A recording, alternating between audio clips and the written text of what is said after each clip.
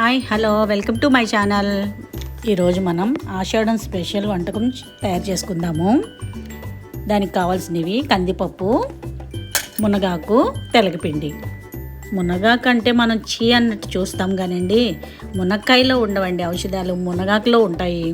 మునగాకులో ఎన్నో ప్రోటీన్స్, ఎన్నో ఔషధాలు, దీర్ఘకాలిక వ్యాధులను పోగొట్టే విటమిన్స్ దీంట్లోనే ఉన్నాయండి. ఆషాఢంలో గోరింటాకు ఎంత స్పెషలో దానికంటే స్పెషల్ మునగాకు. ఎలా వండుకోవాలో చూసేద్దాం. ఇలా రెమ్మల కింద తెంచాను, ఆకులు అయితే చేసేసుకున్నాను విడివిడిగా.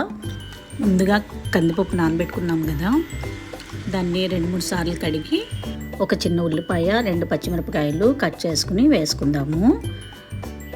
ఇంకాస్త ఉడికాక తెలగపిండి అయితే వేసేసుకుందాము.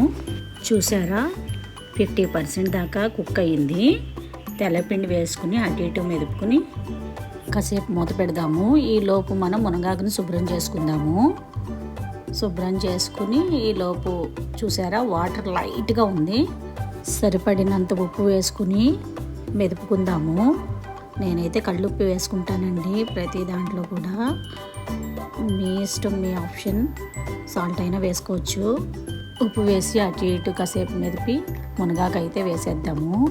మునగాకు వేసి ఒక 5 నిమిషాలు ఉడికాక దాంట్లో కారం వేసుకుందాము. కారం వేసుకుని అది బాగా కలిసేలాగా తిప్పుకుని కాసేపు మూత పెట్టుకుందాము. ఒక 5 మినిట్స్ సిమ్లో పెట్టి కుక్ చేసుకుందాము. తెలగపిండి మునగాకు పప్పు రెడీ అయిపోయిందండి. తాలింపు అయితే వేసుకుందాము. తెలగపిండి మునగాకు పప్పు ఆషాఢం స్పెషల్ అండి. ఆషాఢంలో లేత మునగాకు వేసుకుంటే చాలా మంచిదండి. మీరు ఒకసారి ట్రై చేయండి. నేను దాంట్లోకి అయితే రసం అయితే పెట్టుకున్నాను, టమాటా రసం. మీకు నచ్చితే లైక్ చేయండి, షేర్ చేయండి, సబ్స్క్రైబ్ చేయండి ప్లీజ్.